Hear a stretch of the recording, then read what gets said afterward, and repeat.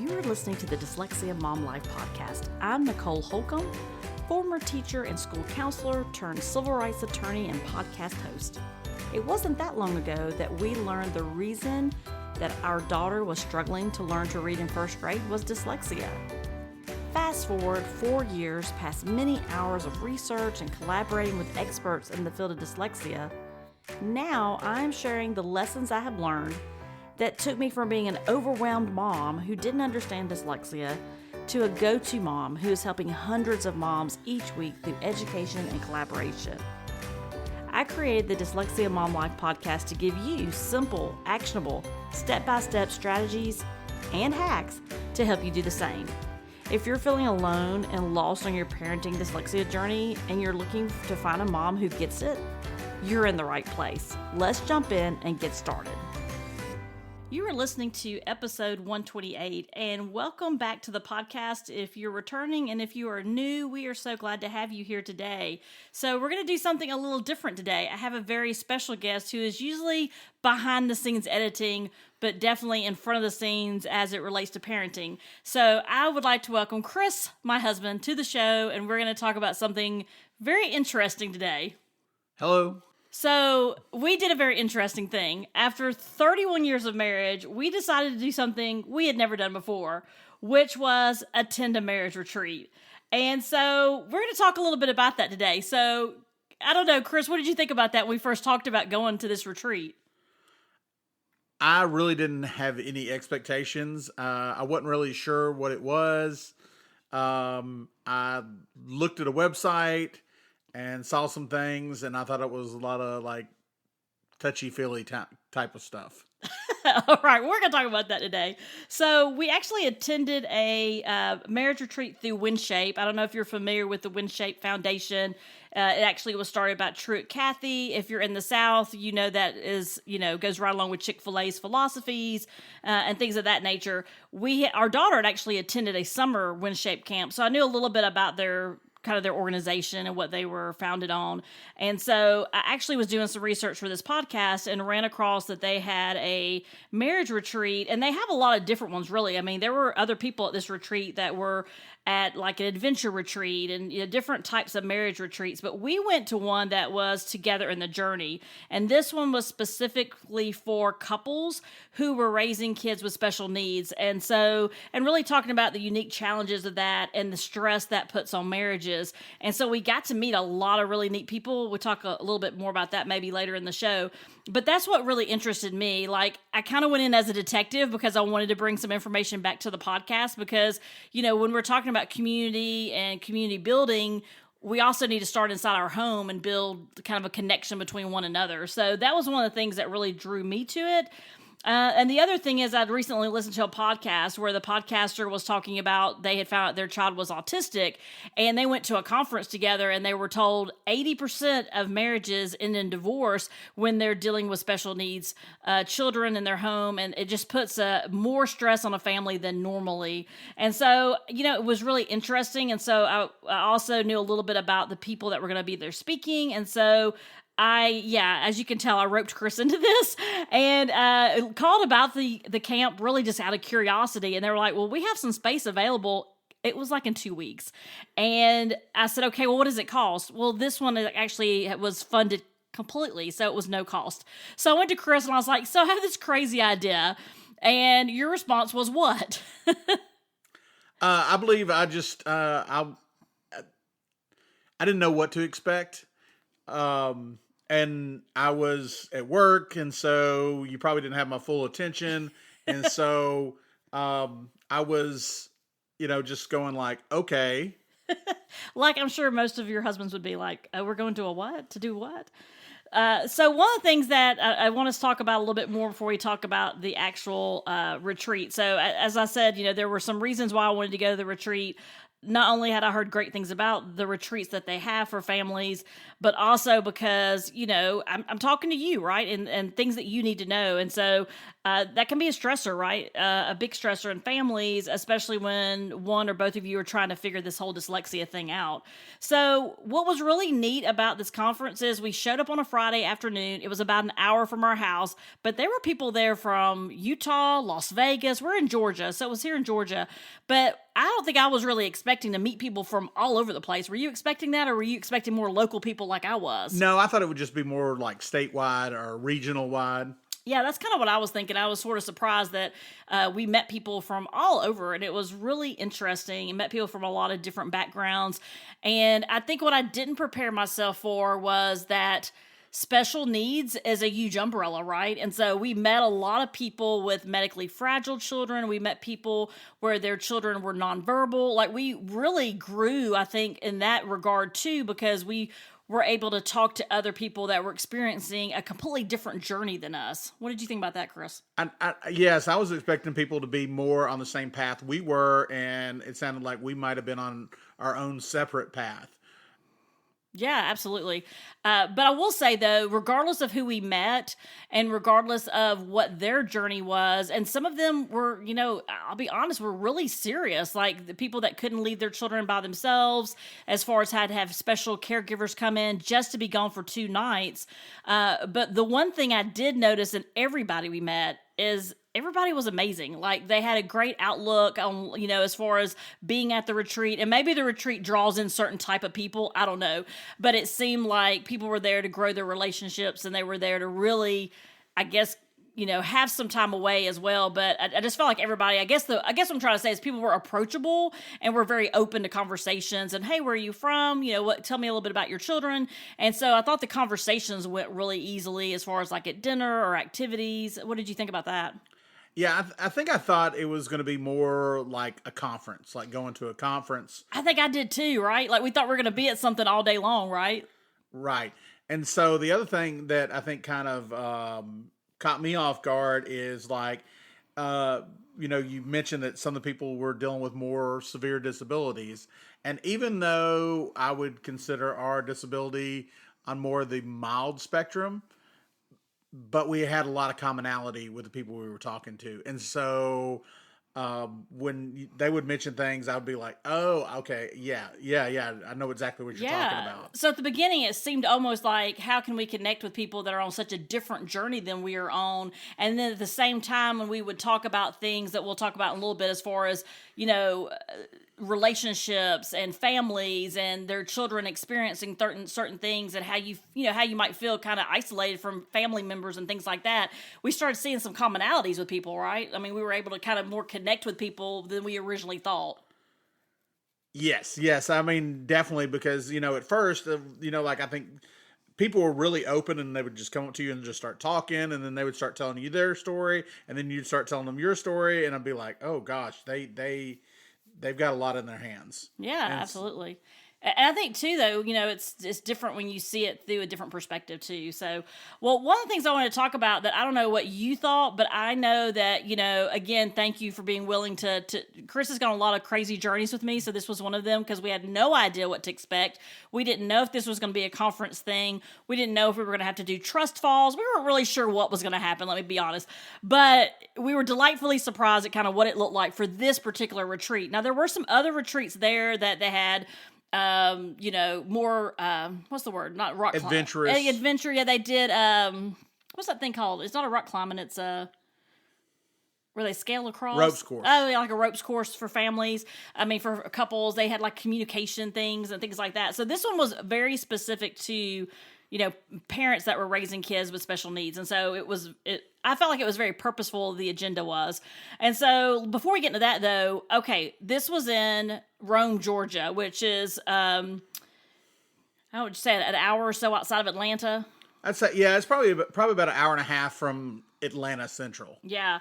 So one of the things, and Chris got off early from work that day for us to drive up Friday, and, had worked all week. I think he's probably pretty worn out. But when we got on the campus, and if you're not familiar with Berry College, which is where it was hosted out on I kind of have like they're like on the other side of the college, but they're on the college ground. And so that was amazing because as we drove literally through a wooded area, we went from hustle and bustle Atlanta into this very serene, peaceful, birds chirping, deer everywhere. And so the location itself couldn't have been more amazing. Like the space we were in, as far as the location, and when we pulled up, what the buildings looked like, and in true Chick-fil-A style, we pulled up and people got bags out of our cars, took them to our rooms, we checked in, and the whole thing was pretty seamless. But I don't know about you. I mean, I was familiar with a little bit about Berry College, but I was very impressed with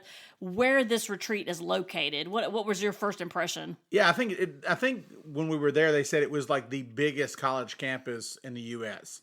And I may be wrong, but they definitely said that. Mm-hmm. But it seemed like it, like the campus was like completely empty. Like the college campus was at the front, and then we went down this long road and kept going and going and going, and then all of a sudden we pop out there and there's a couple buildings, and then of course the WinShape campus, which I believe is supposed to look like something. I can't remember what. Yeah. Oh yeah, it's amazing. It's really beautiful.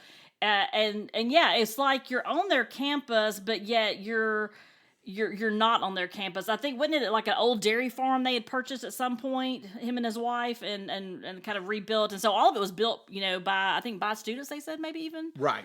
It was definitely built by students, but it was a dairy farm originally, but I think they rebuilt it and they wanted to make it look like, I don't know, like the countryside in France. And I may be wrong about what country so the buildings were white with like orangish looking shingles. Yeah, anyway, it was very beautiful up against the tree line, and I immediately was like, whew, let me take a breath, because it was really beautiful where it was located. And then the other thing, walking into a situation we'd never experienced before, and then also, we knew everything was paid for. We walked in. You don't carry cash, even if you're at a retreat you paid for. You don't carry cash. They take care of everything. So we walked in. Our accommodations were amazing. It was almost, I wouldn't say a dorm, because it was nicer than a dorm. I mean, we had a king size bed. We had our private bathroom. We were on like a hallway. But it was definitely nicer than a dorm. No, I thought I was really thinking it was going to be some kind of converted dorm, and it definitely was not. It was more like being like at a mountain lodge or something like that. Yeah, almost like a little retreat. And then the other thing that was really neat is like all of our meals were taken care of. Like I said, once you got there, everything was taken care of. And so they had chefs prepare your meals. We laughed a couple times because we thought, oh, we're going to get a Chick-fil-A box lunch at some point on our trip. We were kind of looking forward to it, but that never happened. We actually got some amazing meals while we were there. They were very conscientious if anybody had any special diets.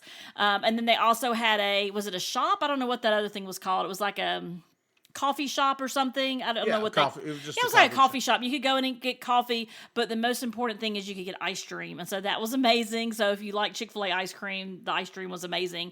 But you could just go over there. They had games and things. They had fire pits, and so that was really neat. And I think one of the things I really liked was they had, you had availability to stuff all the time. So if you needed to get something to drink or popcorn or whatever, they really took good care of you as far as making sure you had what you needed. And again, like Chick-fil-A, what do you need? If there's something you need, please let us know. We'll take care of you. And so I felt, very safe, secure. I felt very at home.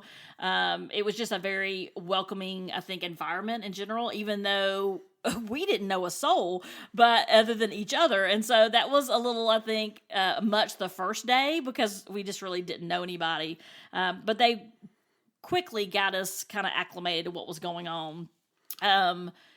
So before we talk a little bit more about the trip and about what we actually learned, I think one of the things I thought was really neat, Chris talked about a minute ago, was like what we were expecting. And I think both of us were expecting more of because we're educators, so we've been to a lot of conferences, right? So we were, I think, expecting more of a planned out schedule. And I feel like they were very purposeful about the attendees, because what was the best part of the schedule, Chris? I mean, you got to tell them. I believe just the openness of it, that we had, we would have something, and then they'd say, okay, we'll see you in 4 hours or 3 hours or 2 hours. And it was always seemed like really large breaks, where if you've ever been to a conference, you have 10 minutes everybody sticks around and asks, additional questions. Then you're late showing up for your next session that you go to at a conference. So you definitely didn't have that. And so if you want to stick around and ask questions, it really worked. Yeah, it was really cool, especially like the first night. I think after dinner we had like one session, and then that was it till the next day. And it was kind of middle of the morning. I don't have my conference schedule in front of me, or the retreat schedule rather. But then in the middle, the next morning, you ate breakfast. You got to the first thing, and it was, I want to say, maybe 2 hours or so long. Then, like Chris said, we had like a 3 or 4 hour break. Some people literally went back and slept because they have children with them 24/7. They were literally exhausted. Other people went hiking. Some people got bicycles, had bicycles there. You could, I guess, kind of quote rent, but really there was no cost. So they had activities you could go do, just, things you could do as a couple, or you could just walk around. I mean, it was really neat. Like we went on a walk and we saw maybe like 50 deer together. Yeah, it was probably the largest group of deer I've ever seen in my life. And they were just like sitting there where, normally when you're around Atlanta, you see one and then everybody says, expect to see there's 2 or 3 in the bushes that you can't see. And then sometimes they'll hop out in the road in front of you and you have to dodge them. But, here we were just walking down the road and there was, they were grazing. Yeah, it was really beautiful. Yeah, it was really neat. I wish we could have got better pictures because our pictures aren't great. But they were amazing, and it just added to the atmosphere there. And then, later on we checked back in. The couple that was running it, they actually do marriage retreats and counseling and things like that. So they were really great. And although they had us do some activities, it wasn't a lot of really heavy lifting activities. We'll talk about that in a minute as far as just a couple of pieces that we learned that I wanted to share with you. But I felt like for the most part, the things they were talking about, and they had a good sense of humor. And then the second night, Saturday, when we got done, they actually gave us time to kind of, I guess, socialize, for lack of a better word. So we actually played some board games and got to know some other families. And so that was really neat too, because, as you probably know as well, a lot of times when you're raising kids, in general, right? Like when you got kids at home, but especially when you have children at home that maybe you don't feel comfortable leaving with someone else, you don't get always that time to actually socialize with other families, especially families that get it, right? Like they might not know your journey, but they know a journey and they know what goes along with that journey. And so it was like we had a commonality with people we'd never met. So that was kind of different. What did you think about that? Yeah, I mean, I think I was just like I was saying earlier, is that everybody, even though they would talk about some things on their journey and be like, oh, okay, this is a totally different situation. But then you would wind up and you would be going down the same path as they are. Yeah, absolutely. So, and they did have some, because it's, obviously affiliated with Chick-fil-A and WinShape Foundation and things like that. There were some biblically based times that they talked about things. There were some times when we had some prayers and that we had some, congregational type time at the end of some of the sessions. It was fine for us. You had to figure out if that's a good fit for you and your family. I thought it was done very well, so I didn't have any problems with that. I want to talk a little bit about, though, what we learned. And so, what I want to talk about really is the 3 top things that we learned. And so, the one thing, Chris, I don't know about you, but this is how this is how they started out the session of the retreat, which was talking about how men and women have different dictionaries, and because of that, we have different expectations. Do you remember him talking about the different dictionaries, Chris? Yeah, if I'm correct, and I'm looking at your notes, this is where they were saying, like, if your wife says fine, it doesn't mean fine; it means it's not fine. Yeah, that was a pretty funny one when he was saying, well, it's just fine. Yeah, so words for each of you might mean something different. And sometimes we've been married 31 years, and there's still times that I don't think that he knows what I'm saying, and I don't know what he's saying, and we have to clarify with each other. Like, that's part of the journey.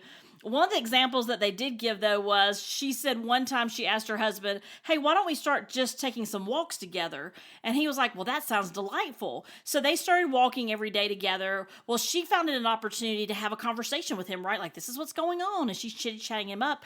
And so, like, the second or third day later, he looks at her and he says, well, when are we just going to walk? What did he mean by that, Chris?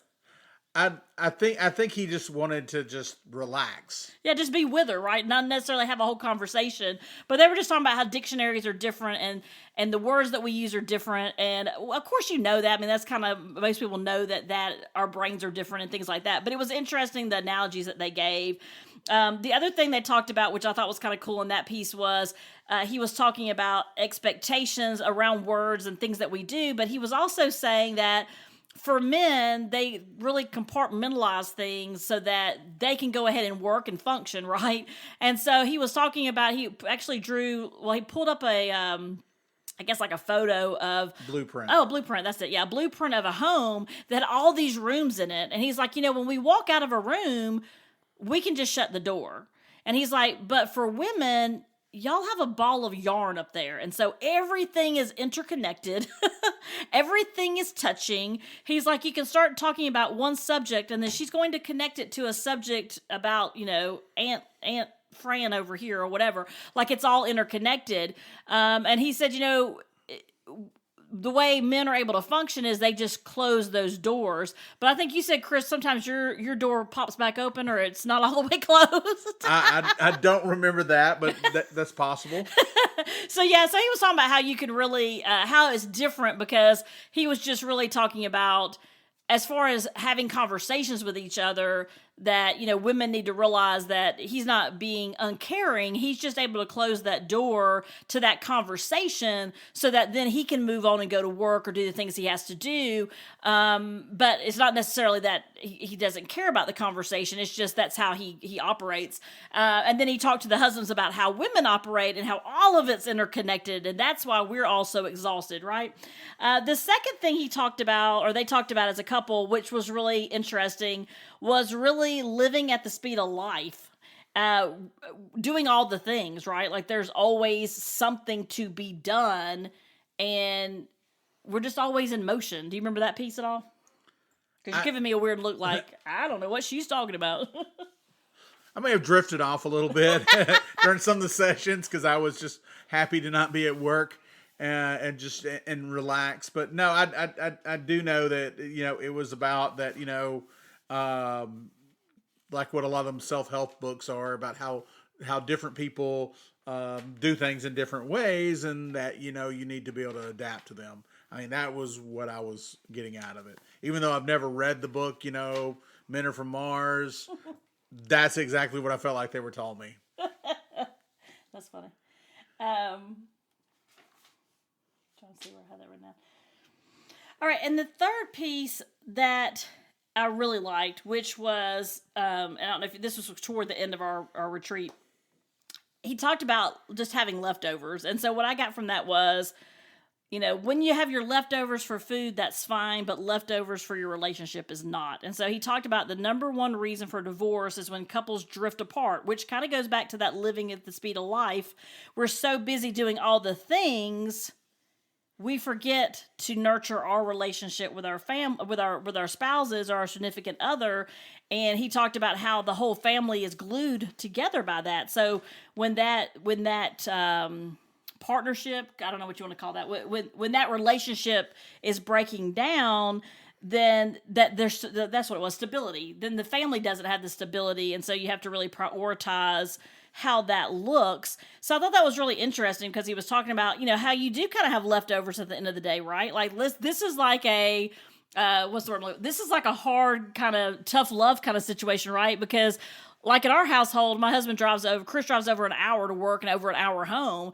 I work from home, but I work a full-time job as well. And then our daughter's involved in various things, or maybe we've got lots of homework coming up. And, by the time we eat and everything, we got maybe 2 hours to do homework and get ready for the next day, it seems like. Oh, yeah, yeah. They were talking about, like, you just got to make time and have some time there. And, like how some days, like you've got a soccer practice and then you don't get home till late and you don't get any like time for yourself or for each other. Yeah, absolutely. And, really I really respected that. He's like, you have to decide how this looks for you. and how it looks for, the season that you're in as far as your parenting season, your marriage season. Like, it's going to look different for us than it looks for you, right? And it may look different depending on your family dynamics. We have one child. If you have multiple children, that dynamic obviously looks different. But he was even talking about, it's just not enough to just just have the leftovers. It's not enough to starve your marriage. And he was saying, even when they had young kids at home, he's like, sometimes we just had date night at home. And he said his kids even got involved and were like making food. And of course, what comes to mind is that goldfish soup that he used to make when she was little. Like, that's the kind of stuff she probably would have brought us. But do you remember him talking about that? Just, finding time, even if you feel like you don't have time, finding that time is essential so that you don't have that drift, because it is easy, I think, nowadays with so much going on and everybody kind of decompresses their own way when they get home from work, that you're so, trying to figure out your own stuff, you forget sometimes there's another person there that also needs you. And so, having those conversations. He was even talking about, if you could find 5 minutes, 10 minutes a day, even just to check in with each other. Hey, are you doing okay? You need anything? Like, just to kind of, I guess, check the temperature. I don't know if that's the right way to say that, but just to let the person know I'm here, checking in on you, things like that. So I thought that was kind of interesting as well. But one of the things about like their date night, they were saying like, it was just like, setting a routine, like every Thursday you're going to, order pizza, and then y'all are going to watch a movie together, and you just kind of make a plan for it. And Absolutely. Like, I think different people go through these things. I used to every Friday night either want to go out to eat because like it was the end of the week, or I wanted to grill out. And like, I remember like periods in our life where we did these things, and then we don't do them anymore. But then there was like also another time where like every Saturday it seemed like we had to go to Target to go get something. We stopped at like one of our favorite places and ate lunch that day. And it was like, it seemed like it was every Saturday. I know it wasn't every Saturday, but it felt like we did it like on a regular. Yeah, so I think that's a good point, Chris, because I think that when he was talking about all these things, it really was not, really comparing yourself to the Joneses or whatever. It really was, how can you find time together, whether that's a whole weekend. Like we had the, the opportunity where we had someone that could stay with our daughter. I don't know why I keep calling it conference. The retreat was paid for, and it was like a little over an hour from our house. It was a no-brainer that we could go to this and experience this opportunity. But if you can't, that's why I wanted to bring some of this information back to you so that we could give you and kind of, give you some feedback on this. Because I don't know, a year ago, I would have even thought of going to something like this, but I really was interested in the couple that were presenting, and I felt like they would have some good things that we could bring back for the Dyslexia Mom Life community. And, I know you don't get to hear from Chris. And so I was like, hey, come on, let's chit chat about this, because I think it's more meaningful if you can hear both of our perspectives. I'll say I was pleasantly surprised. There were pieces that were like, okay, that's different, not knowing what to expect. But I would say overall, I was very pleased with the weekend. I was very pleased that they had structured it in a way that they were respectful of couples' time and just really needing not only just time together, but just having a space where it was quiet, it was peaceful. You could just go for a walk by yourself or as a couple. Like, you could just go back and take a nap. Like, whatever you needed to do to recharge and rest, you were able to do that. And he was reminding us, you can do this at home. You have to set that priority. If not, then you're going toward these pieces where you might start starving your relationship, or you may start looking at drifting apart.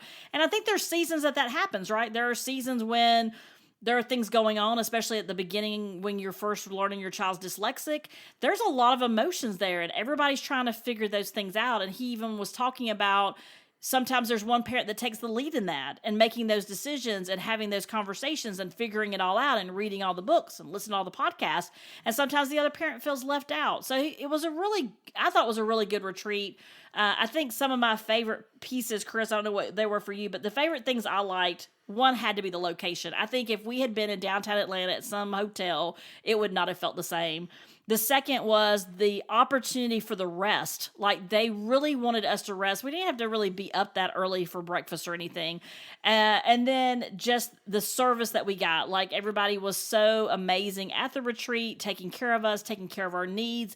And that even goes down to just setting the agenda. Like, they had been, I could tell, again, we're educators, so I've been to a lot of conferences. Some of them are not great. Some of them you're sitting there going, why did I sign up for this? I'm not going to say there was never any moments that happened, because I think at everything you go to, there's sometimes things that fit you well, and sometimes things may not be where you need them in the season. But overall, I felt like the pieces they had put together were very purposeful and very respectful of families that had all types, like Chris said, all types of different journeys they were on, but yet we all had that commonality of not everybody gets this, right? Like, not everybody in your family gets it, not everybody in your neighborhood gets it, but the people at this conference get it. And there were some powerful stories that were shared. We're not allowed to share any of those because they're other people's stories.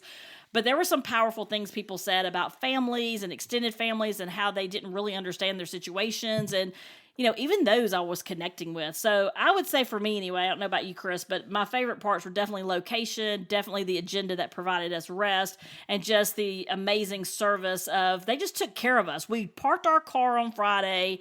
We didn't worry about a thing until Sunday when we left. We didn't have to worry about, you know, casual clothing. We didn't have to worry about, you know, when we were going to eat again, because we ate all day long, it seemed like. And we didn't have to worry about money. Like, if you needed to go get a bicycle and whatever, like, everything was just taken care of. And so that, to me, as a mom that's a type A planner, was nice, because someone else was taking the wheel and I literally could just rest. So I don't know about for you, Chris. Did you have any favorite parts of the retreat? I think the accommodations were really nice. Like I said, I was expecting something like a dorm room with a queen size bed in it. But not only was the room like nicely sized, and it didn't resemble a dorm room, which was nice, was that it also had like 2 comfortable chairs in it, which I was just like, wow. Every time you stay at a hotel, there's always like a desk chair, and sometimes, if you're lucky, there's a chair, but it is very uncomfortable. And so they had 2 comfortable chairs.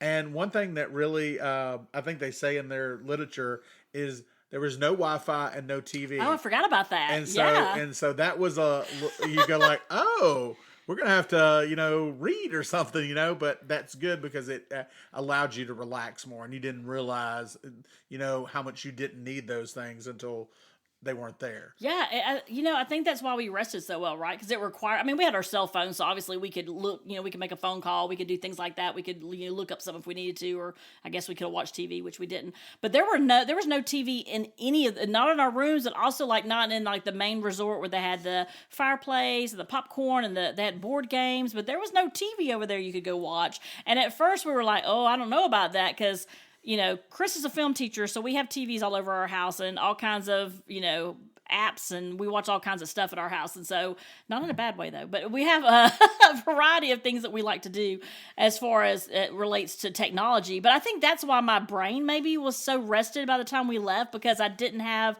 that distraction and that constant barrage of images and everything else. I don't know. Yeah, and I also like the schedule, because I know, like, a lot of times when you're like at a conference, you have a schedule, you go to this thing, and it's like boom, boom, boom. And then by the second day, you're going like, I'm gonna skip out on this session. Yeah, I'm gonna sit out in the lobby while everybody else is in this one. I'm gonna go into that session and pretend to go to the restroom and then not come back.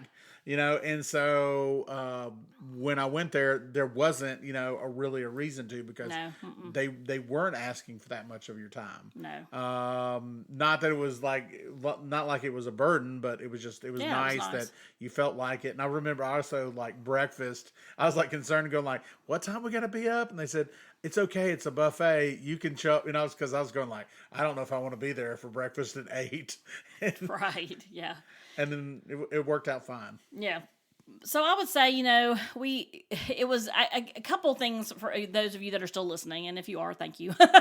But that, it's growing together as a couple. It's challenging, the norm. Like sometimes we have to make ourselves uncomfortable so we can grow together. And so I would definitely think we went in with some reservations because we didn't know, right? I remember my mom even saying, "So you're going to go to something you don't know anybody?" I'm like, "Well, I know Chris, and so I'm good." And she was like, "Okay." But, I guess I felt comfort that, we've been married 31 years. And so I was like, we can look at each other and know if one of us is not feeling this, right? So, I didn't have any reservations about going because I felt comfortable. It was close enough to home. I could drive home if I needed to. But I think just challenging ourselves to try something new and to kind of get out of that routine of not trying something new, right? And growing as parents, because no one wakes up to that new baby and knows that they're going to be raising a kid that has different needs than everybody else's children, right? And even the needs, and like we've already said before, of the people that were at the retreat all look different. And even those that are on this dyslexia journey, your journey looks different than ours. But what I loved about this piece was, and I'm not saying go out and find a marriage retreat. If you have one local, great. If you want to come to WinShape, come. It was amazing. But what I am saying is it is so important to find time to make sure that the relationship doesn't drift apart and to make sure that you're taking care of each other, because it's kind of like putting the oxygen mask on yourself. You have to also do that with each other so that way your family stays intact, you have that stability. And so it might just be your takeaway from our conversation today is, oh, hey, on Friday nights, we need to do X, Y, Z. Maybe you're playing card games, or maybe you're playing, cards with a neighbor or another friend, or maybe it's just the two of y'all saying, okay, kids, y'all are going to all go to bed at X amount of time, and we're going to stay up and watch some TV without y'all in the room, right? Like, whatever it looks like is okay. But if you've gotten into that speed of living, like he talked about at the conference or at the retreat, that speed of life, then maybe it's time to take a step back and think about that as well. The other resource they gave us was a vision, creating a vision for your marriage. And it's actually on their website. I'll link to it. It's a free download, and it kind of walks you through like what is your ideal year, kind of like what would you want as a couple. We're still working on ours, so I'm just going to be completely upfront and honest about that. But it had some really good pieces. So if you haven't been to something like this and you kind of want to just try out what they might have, they also have an Instagram page and some other things where they put literature out there, just positive things for couples to be thinking about. So I'm glad I went. I feel like I grew not only as a relationship, but I feel like I grew as a mom, and it gave me perspective to really remember that even the journey we're on with dyslexia, it looks different. My journey is my journey. Your journey is your journey. But one of the things that everybody said, and I know in our community we say, it is so isolating and you feel so alone. And, I left the weekend realizing, well, I already knew that, right? Like, I'm not alone. And there were people that, like I said, that we met from all over different states and whatnot. And everybody all had periods of time where they said, this is very isolating. My family doesn't understand. They don't try to accommodate and help us, when we need, maybe a different dinner schedule or whatever it might be. And so it was a little bit humbling too, I think, to realize that, everybody's journey is different, and there's bits and pieces of that I think I walked away from the weekend learning from others that I wasn't really expecting to. Yeah. And I think one thing is like, and this has happened all through our dyslexia journey. People come to you and say like, what's your story? And people say like, well, my child was in third grade and we got these test scores back and we knew something was wrong then. And so like, ever since we've been on this path, we've had those stories, but we hadn't done it in a while. We haven't ran into like a lot of new people and said like, hey, how did you get here? Not in a while. And so it was a good refresher to go on this one. Yeah, absolutely. And like I said earlier, if you're, I would look in your area, see if there's some type of retreats you may be interested in. And like I said, I chose this one because I also wanted to bring it back to our community. But WinShape has other retreats. They have like adventure retreats and kind of a refresh renewal retreats. They also have family retreats for the whole entire family. They also have retreats for kids, which is what our daughter did. She did like a daytime retreat, though, not an overnight retreat. So I will link to their website if you're interested in learning more about that. I don't work with them or for them, so I don't get any compensation or anything by recommending them. I just know that that particular location was beautiful and amazing and was very restful, and I would highly recommend it to anyone that's looking for something like that. And if not, at the end of the day, your takeaway can be that, there are times that, we need to, in the busyness of life, slow down and not just give each other leftovers, right? And I mean, we're all guilty of that. We're all guilty of being too busy, and at the end of the day, I just got to go lay down, right? Like, I'm exhausted. And so just taking those couple of minutes to have those conversations and to remember that, fine, it might not be fine, or going just for a walk may not just be going for a walk. So really having, asking questions and things like that of each other. I think sometimes we feel uncomfortable doing that, but I think if we start doing that more, then it just builds a stronger relationship. So we're by no means experts on this topic, but we've been doing it for a while. And so, we just wanted to bring to our community what we were learning and the opportunity that we had to go and share and fellowship with other people. And I would recommend, that for other families as well, if you're in the season that's something that you would be interested in. And I think one thing I didn't say earlier, but when you asked about, what my favorite parts about it is like, I mean, in the Atlanta area, this is where Chick-fil-A started.